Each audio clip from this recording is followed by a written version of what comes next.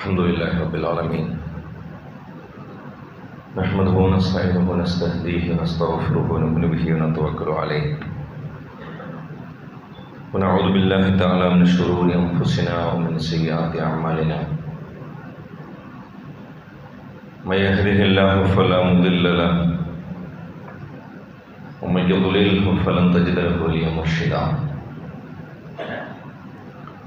وأشهد أن لا إله إلا الله وحده لا شريك له خصنا بخير كتاب أنزل وأكرمنا بخير نبي أرسل وجعلنا خير أمة أخرجت للناس وأشهد أن سيدنا وأسوتنا وحبيبنا محمدا عبده ورسوله أرسله بالهدى ودين الحق ليظهره على الدين كله ولو كره المشركون اللهم صل على محمد وعلى آل محمد كما صليت على إبراهيم وعلى آل إبراهيم وبارك على محمد وعلى آل محمد كما باركت على إبراهيم وعلى آل إبراهيم في العالمين إنك حميد مجيد أما بعد فإن أصدق الحديث كلام الله وأصدق الهدي هدي محمد صلى الله عليه وسلم وشر الأمور محدثاتها وكل محدثة بدعة وكل بدعة ضلالة وكل ضلالة في النار عباد الله وإماء الله أوصيكم وإياي أولا بتقوى الله يا أيها الذين آمنوا اتقوا الله حق تقاته ولا تموتن إلا وأنتم مسلمون أعوذ بالله السميع العليم من الشيطان الرجيم بسم الله الرحمن الرحيم ومن أهل الكتاب من إن تأمنه بقنطار يؤديه إليك ومنهم من إن تأمنه بدينار لا يؤديه إليك إلا ما دمت عليه قائما ذلك بأنهم قالوا ليس علينا في الأميين سبيل ويقولون على الله الكذب وهم يعلمون صدق الله مولانا العظيم സ്നേഹാദരണീയരായ വിശ്വാസികളെ സഹോദരി സഹോദരന്മാരെ, രഹസ്യവും പരസ്യവുമായ ജീവിതത്തിൻ്റെ സർവ്വ മേഖലകളിലും അല്ലാഹു സുബ്ഹാനഹു വ തആലയുടെ വിധിവിലക്കുകൾ പാലിച്ച് തഖ്വയോടുകൂടി ജീവിക്കാൻ എന്നെയും നിങ്ങൾ ഓരോരുത്തരെയും ഉണർത്തുകയാണ്, വസീയത്ത് ചെയ്യുകയാണ്. പടച്ചതമ്പുരാൻ അവൻ്റെ സ്വാലിഹുകളും സ്വച്ഛരിതരുമായ അടിയാറുകളുടെ കൂട്ടത്തിൽ നമ്മെല്ലാം ഉൾപ്പെടുത്തി അനുഗ്രഹിക്കുമാറാകട്ടെ. കഴിഞ്ഞ കുറച്ച് ആഴ്ചകളായി ഇസ്ലാമിക സാമ്പത്തിക തത്വങ്ങളെക്കുറിച്ചാണ് നമ്മൾ പഠിച്ചുകൊണ്ടിരിക്കുന്നത്. ആ സന്ദർഭത്തിൽ നമ്മളെ വളരെ ദുരിതത്തിലായെത്തിക്കൊണ്ട് വന്ന വയനാട് സംഭവം, ആ പശ്ചാത്തലത്തിലും നമ്മൾ ചില കാര്യങ്ങൾ വേറെ സംസാരിക്കുകയുണ്ടായി. ഇന്ന് രാവിലെ വയനാട് നിന്ന് കേൾക്കുന്നത് അത്തരത്തിലൊരു വലിയ ഒരു ഉഗ്രമായ ശബ്ദം പൊഴുതനടക്കമുള്ള വ്യത്യസ്ത പഞ്ചായത്തുകൾ ഉണ്ടായിട്ടുണ്ട് എന്നും വലിയ ഉഗ്രമായ ശബ്ദമാണ് അവിടെ നിന്നുണ്ടായിട്ടുള്ളത് എന്നൊക്കെ അവിടുത്തെ പ്രദേശവാസികൾ, സുഹൃത്തുക്കൾ, ഇപ്പോൾ മാധ്യമങ്ങളിലൊക്കെ അതിൻ്റെ ഒരു ചർച്ച നടന്നുകൊണ്ടിരിക്കുന്ന ഒരു സമയമാണ്. നമ്മുടെ സഹോദരങ്ങൾക്ക് ഇതിൽ കൂടുതൽ പരീക്ഷണങ്ങൾ താങ്ങാനുള്ള ഒരു കരുത്തില്ല എന്നുള്ളത് വസ്തുതയാണ്. പടച്ചതമ്പുരാൻ താങ്ങാനാവാത്ത പരീക്ഷണങ്ങളിൽ നിന്ന് നമ്മെല്ലാം കാത്തുരക്ഷിക്കുമാറാകട്ടെ. ഏറ്റവും വേഗത്തിലുള്ള പുനരധിവാസവും ശാന്തിയും സമാധാനവും എല്ലാം ആ പ്രദേശത്തിന് നൽകി അല്ലാഹു അനുഗ്രഹിക്കുമാറാകട്ടെ. ഇസ്ലാമിക സാമ്പത്തിക തത്വങ്ങളിൽ നമ്മൾ പറഞ്ഞു വന്നിരുന്ന ചില അടിസ്ഥാനങ്ങളിൽ അടുത്തതായി നമുക്ക് മനസ്സിലാക്കാനുള്ള വളരെ പ്രധാനപ്പെട്ട ഒരു കാര്യം, ഇസ്ലാം ഒരു സംഗതി എങ്ങനെ ഹറാമായി കാണുന്നു എന്നുള്ളതാണ്. അല്ലാഹു സുബ്ഹാനഹു വ തആലയാണ് ഒരു സംഗതി ഹറാമാക്കി വെക്കുന്നത്. ശാരിഅ എന്നാണ് അതിന് അറബി ഭാഷയിൽ പറയുക. അതായത് ശരീഅത്ത് ഉണ്ടാക്കുന്ന ആൾ. അതിനെ വിശദീകരിക്കുന്ന ഒരു നടപടി റസൂലുള്ളാഹി സ്വല്ലല്ലാഹു അലൈഹി വസല്ലമക്ക് നൽകിയിട്ടുണ്ട്. അതുകൊണ്ട് റസൂലിനെ കുറിച്ചും ശാരിഅ എന്ന് പറയാറുണ്ട്. പക്ഷെ അതേസമയം അല്ലാഹു സുബ്ഹാനഹു വ തആല നിഷിദ്ധമാക്കിയ ചിലതിലേക്ക്, ചില കാര്യങ്ങൾ നിഷിദ്ധമല്ലെങ്കിൽ കൂടിയും ആ നിഷിദ്ധത്തിലേക്ക് അത് എത്തുമെങ്കിൽ അത് ഹറാമായി തീരും എന്നാണ് പണ്ഡിതന്മാർ അതിൻ്റെ സാമ്പത്തിക തത്വങ്ങളെ വിശദീകരിക്കുന്നിടത്ത് പറയുന്നത്.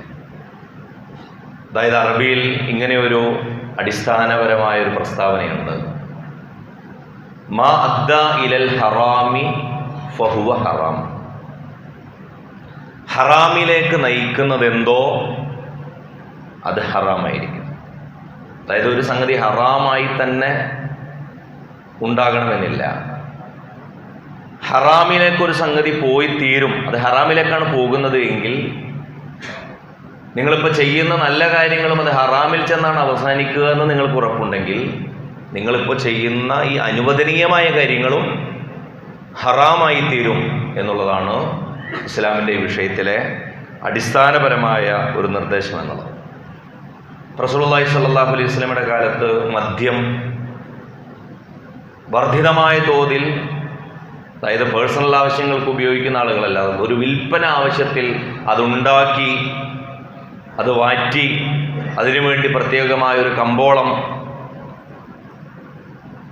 സൃഷ്ടിച്ച് അതിൻ്റെ ഒരു ബിസിനസ്സൊക്കെ നടത്തുന്ന ആളുകളോട് നിങ്ങൾ അവർക്ക് മുന്തിരി വിൽക്കരുത് എന്ന് റസൂലുള്ളാഹി സ്വല്ലല്ലാഹു അലൈഹി വസല്ലം പറഞ്ഞു. അതായത് മുന്തിരി സ്വയം നിലക്ക് ഹറാമായൊരു ബിസിനസ്സല്ല.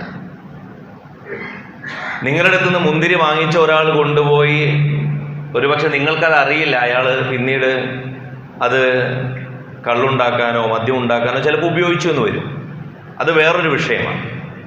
പക്ഷെ നിങ്ങൾക്കറിയാം ഇത് നേരിട്ട് കൊണ്ടുപോയി ബിസിനസ്, എൻ്റെ ബിസിനസ് നടക്കുന്നത് ഇയാളുടെ ഈ ബിസിനസ്സിന് വേണ്ടിയിട്ടാണ് എന്ന് നിങ്ങൾക്ക് നേരിട്ടറിയാം. അപ്പോൾ റസൂലുള്ളാഹി സ്വല്ലല്ലാഹു അലൈഹി വസല്ലം പറഞ്ഞു, മദ്യവിൽപ്പന മാത്രമല്ല, മദ്യം ഉണ്ടാക്കുന്ന ആൾക്ക് നിങ്ങൾ ഈ മുന്തിരി വിൽക്കുന്നതും, മുന്തിരി വിൽക്കുന്ന സ്വയം നിലക്ക് ഹറാമായ കേസല്ല. അപ്പോൾ ഇസ്ലാമികമായൊരു സംഗതി ഹറാമായി തീരുന്നത് അത് ഹറാമിലേക്ക് അതിൻ്റെ ബന്ധം എത്തുന്നുണ്ടോ എന്ന് നമുക്കറിയാം. കേരളത്തിൽ ബാംഗ്ലൂർ ആസ്ഥാനമായി പ്രവർത്തിക്കുന്ന ഒരു ID ഫ്രഷ് എന്ന് പറയുന്നൊരു ഇഡ്ഡലി ദോശയുടെ ഒരു ബിസിനസ്സാണ്. നമ്മുടെ വയനാട്ടുകാരൻ ഒരു PC മുസ്തഫ സാഹിബാണ് അതിൻ്റെ ഒരു MD ആയിട്ടുള്ളത്. അദ്ദേഹം ഒരു സന്ദർഭത്തിൽ പറയുന്ന വളരെ മനോഹരമായൊരു കാര്യമുണ്ട്.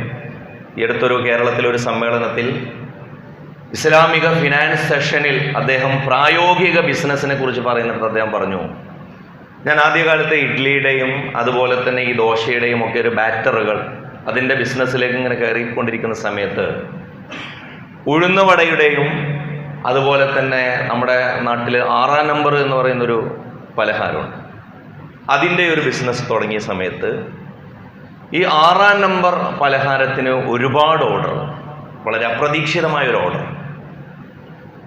ആ ഓർഡർ എത്രത്തോളം എന്ന് പറഞ്ഞാൽ കോടിക്കണക്കിന് രൂപയുടെ ടേൺ ഓവർ വളരെ ചുരുങ്ങിയ മാസത്തിനുള്ളിൽ, 2-3 മാസത്തിനുള്ളിൽ എനിക്ക് ഓർഡറുകളായി ഇങ്ങനെ വരാൻ തുടങ്ങി. അപ്പോൾ അതിലെനിക്ക് അതിശയമുണ്ടായി. കാരണം സാധാരണഗതിയിൽ ഒരു പ്രൊഡക്റ്റ് മാർക്കറ്റിൽ ലോഞ്ച് ചെയ്താൽ അതിനെ മാർക്കറ്റ് ചെയ്യുക, മാർക്കറ്റിംഗ് നടത്തുക, അതല്ലെങ്കിൽ ജനങ്ങൾ അതിൻ്റെ ടേസ്റ്റ് അറിഞ്ഞ് അതിൻ്റെ ഒരു റിപ്പീറ്റ് വാല്യൂ എന്ന് പറയും. സാധാരണ ബിസിനസ്സിൽ വളരെ പ്രധാനപ്പെട്ടതാണ് റിപ്പീറ്റ് വാല്യൂ. ഒരാൾ വന്ന് ഒരിക്കലും ഒരു സംഗതി വാങ്ങിച്ചത് കൊണ്ട് ബിസിനസ് എന്ന് പറയില്ല. നമ്മൾ കച്ചവടം ചർച്ച ചെയ്യുന്നതുകൊണ്ടാണ് ഈ ഉദാഹരണം പറയുന്നത്. അപ്പോൾ വളരെ വർദ്ധിതമായ തോതിൽ ഇത് വരുന്നത് കണ്ടപ്പോൾ ഞാൻ എൻ്റെ അടുത്ത് ഇതിൻ്റെ കോൺട്രാക്റ്റ് എടുത്തിട്ടുള്ള ആളോട് ചോദിച്ചു, നിങ്ങളിത് ആർക്കാണ് കൊടുക്കുന്നത് എന്ന് ചോദിച്ചപ്പോൾ ഇത് വളരെ പെട്ടെന്ന് തന്നെ ഒരു ബാർ സ്നാക്കായി മാറിയിട്ടുണ്ട്. അതായത് ബാറുകളിലേക്കാണിത് കൃത്യമായി കൊണ്ടുപോകുന്നത് എന്ന്. അതായത് ഏതെങ്കിലും ഒരാൾ ഉപയോഗിക്കുന്നു എന്നുള്ളതല്ല, ഈ ഓർഡർ മുഴുവനായി പോകുന്നത് അവിടേക്കാണ്.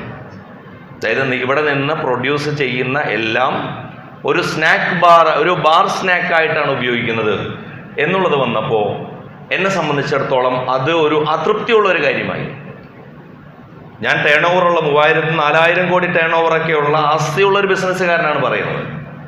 ഞാൻ അന്ന് മുതൽ ഈ 6-ാം നമ്പറിൻ്റെ ബിസിനസ് നിർത്തിയതാണ്. അതായത് ബിസിനസ് പൊളിഞ്ഞിട്ടല്ല, ബിസിനസ്സിൽ ഇതെങ്ങനെയാണ് ഇതെവിടെ ചെന്നാണ് അവസാനിക്കുന്നത്, ഇത് ഇത്ര പ്രിയതരമാകാനുള്ള കാരണം ഞാൻ ഉദ്ദേശിച്ച രീതിയിലല്ല ഈ സംഗതി പോയത് എന്നാണ്.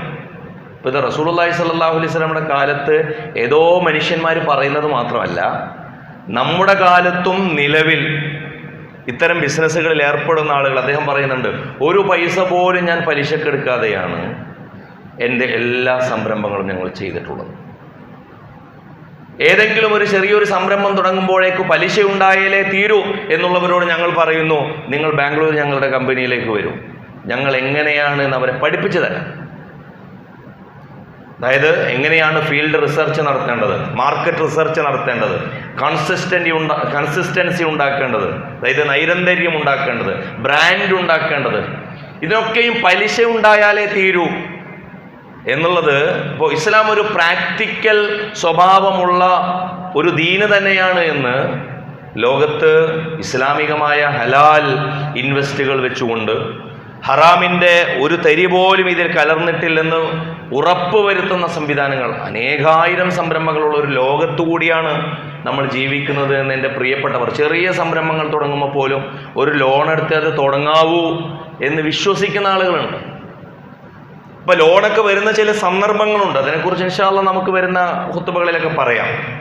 പക്ഷെ അത് എങ്ങനെയാണ്, എപ്പോഴാണ് ഒരാൾ ഒരു നിർബന്ധിത ഒരു ഘട്ടത്തിലേക്ക് എത്തപ്പെടുന്നത്?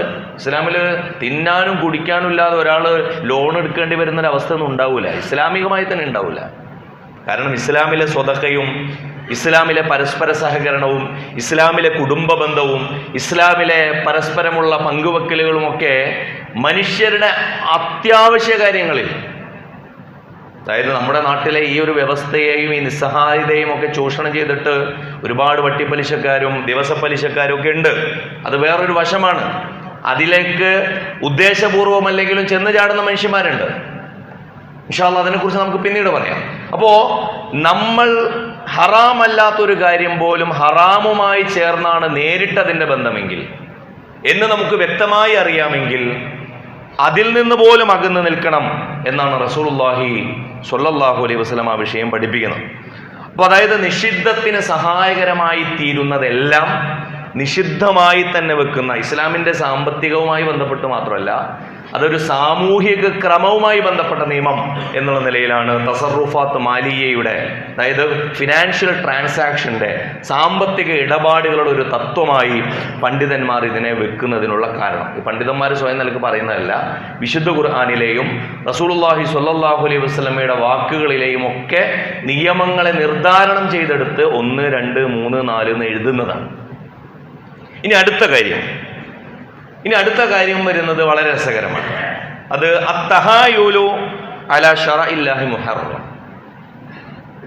അല്ലാഹു സുബ്ഹാനഹു വ തആല ഒരു കാര്യം നിഷിദ്ധമാക്കി വെച്ചു, അതെങ്ങനെങ്കിലും ഹലാലാക്കി കിട്ടാൻ വേണ്ടിയിട്ട് അതിൽ ഒരു കുതന്ത്രം പ്രയോഗിക്കുക.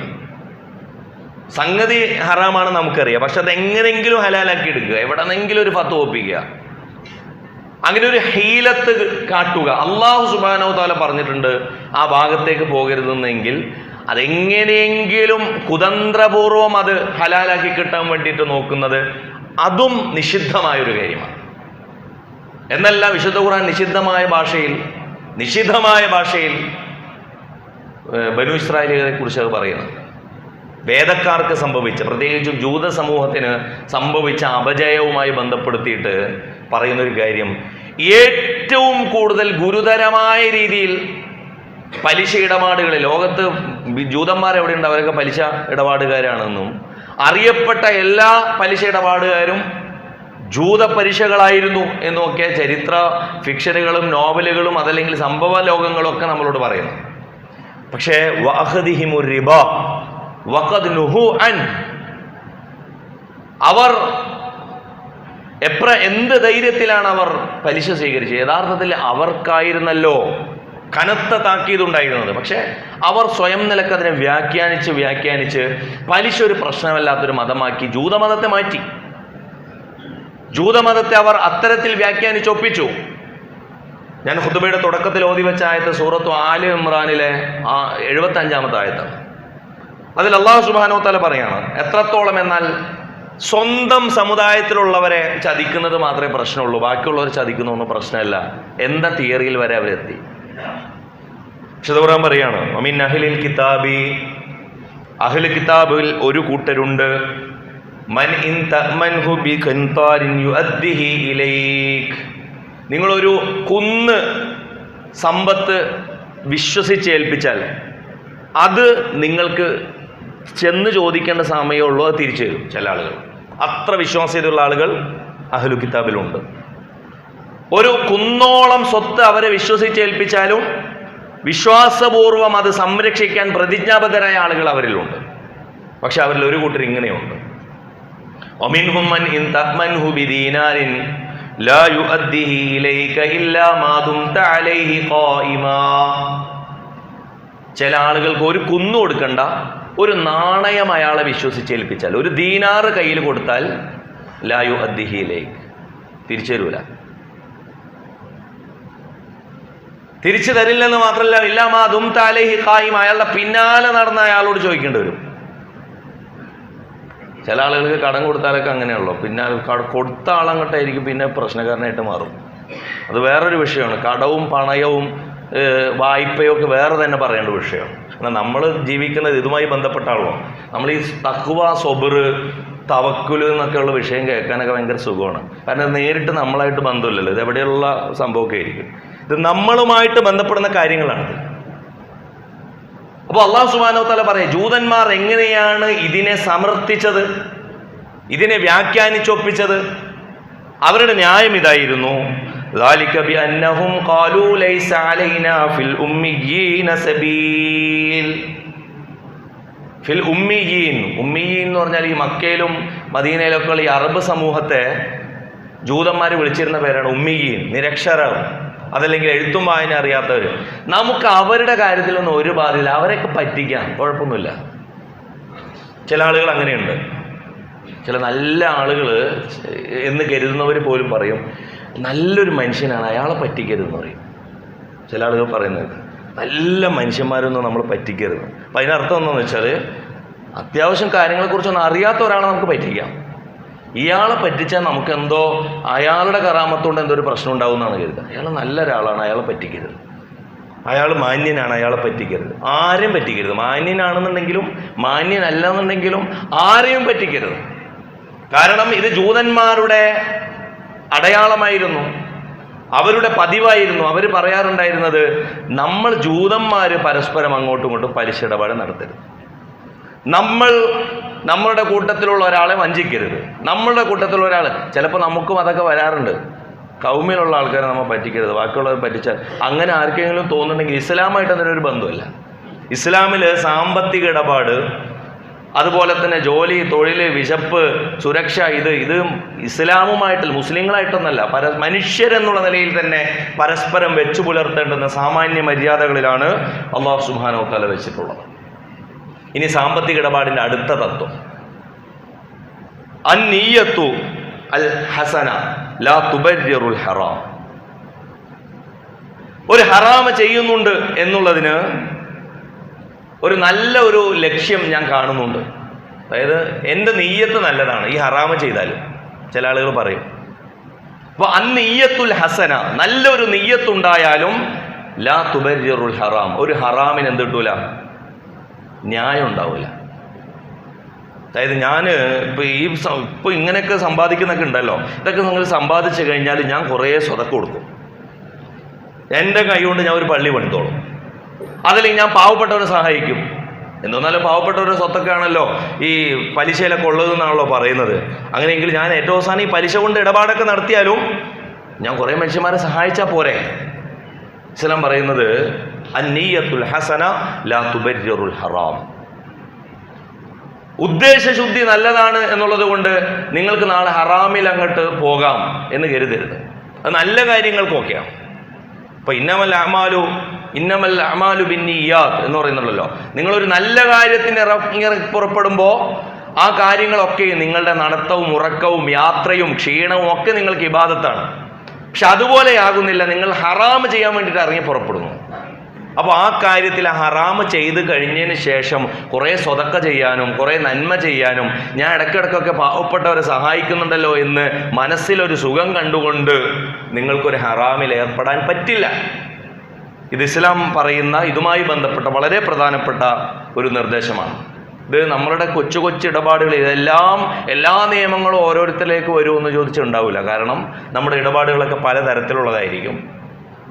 ചിലത് വ്യക്തികൾ തമ്മിലുള്ള ഇടപാടുകളായിരിക്കും, ചിലപ്പോൾ സ്ഥാപനങ്ങളുടേതായിരിക്കും, ചില സമയത്ത് അത് സമൂഹവുമായി ബന്ധപ്പെട്ട ക്രയവിക്രയങ്ങളായിരിക്കും. അവിടെയൊക്കെ ഇത് ബാധകമാകുന്ന കാര്യങ്ങളാണ്. മറ്റൊന്ന് അല്ലാഹു സുബ്ഹാനഹു വ തആല പറയുകയാണ്, ഇത്തിഖാഉ ശുബ്ഹാത്തി ഖശ്യത്തൽ വുഖൂഫിൽ ഹറാം.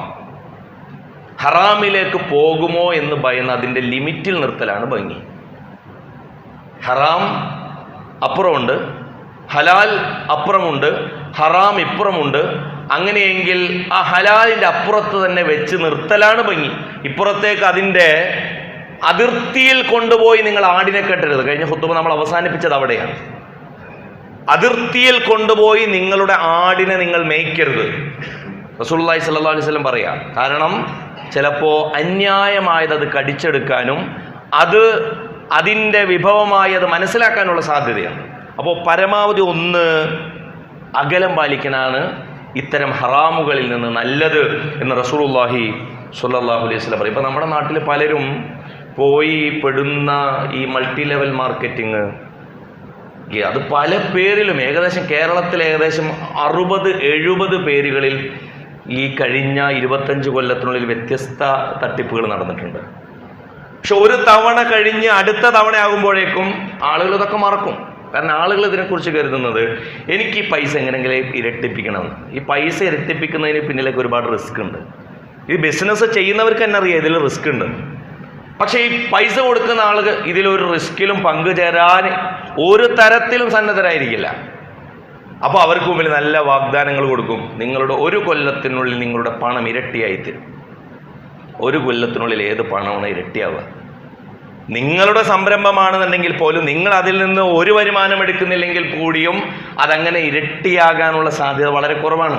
അപ്പോൾ സാധാരണ ഈ പോഴത്തക്കാരായ മനുഷ്യന്മാർ ഇത്തരത്തിൽ കുറച്ച് ആളുകൾ ഇങ്ങനെ പറയുമ്പോൾ ആദ്യത്തെ 1 ലക്ഷം ആദ്യത്തെ മാസം, അടുത്ത 1 ലക്ഷം കൊടുക്കുമ്പോൾ നിങ്ങൾക്ക് അതിന് പകരം 10,000 രൂപ, അടുത്ത മാസവും 10,000 രൂപ, അതിൻ്റെ കൂടെ കുറച്ച് പ്രൊഡക്റ്റ് ഇതങ്ങനെ കേൾക്കുമ്പോൾ ഒരു 4 മാസം കിട്ടും.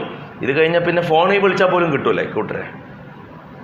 അപ്പോൾ ഇത്തരത്തിലുള്ള കാര്യങ്ങളിൽ നിങ്ങൾ ഇത്തിഖാഉ ശുബ്ഹാത്ത്, നിങ്ങൾ ഒരു കാര്യത്തിൻ്റെ നിജസ്ഥിതി ഉറപ്പുവരുത്തിയതിന് ശേഷം ഇതിലെ ഹലാലും ഹറാമും അള്ളാഹ് പറയുന്നത് എന്തിനാ?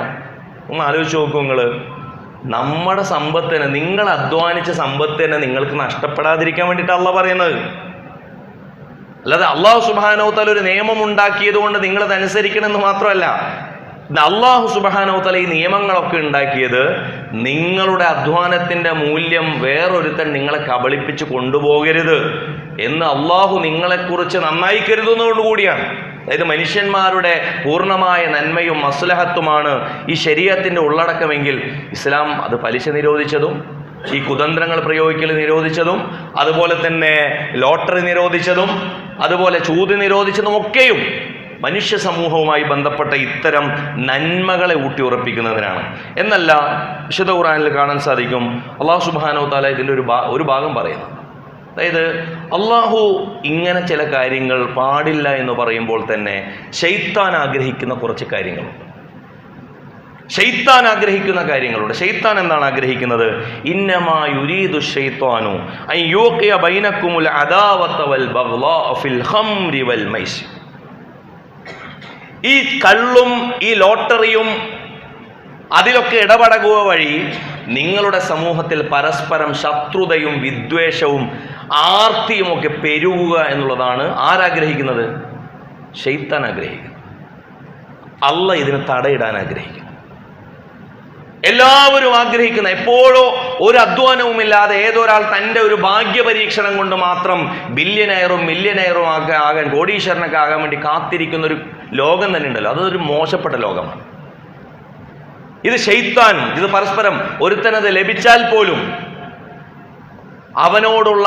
അവനോടുള്ള പ്രശ്നവും തനിക്ക് കിട്ടാതെ പോയതിലുള്ള പരിഭവവും അവനോടുള്ള അസൂയയും ബൈനക്കുമുൽ അദാവ വൽ ബഗ്ള, നിങ്ങൾക്കിടയിൽ അദാവത്ത്, ശത്രുത, വൽ ബഗ്ള, വിദ്വേഷം, ഇതൊക്കെ ഉണ്ടാവാനാണ് ശൈത്താൻ ആഗ്രഹിക്കുന്നത്. അല്ലാഹ് ആഗ്രഹിക്കുന്നില്ല.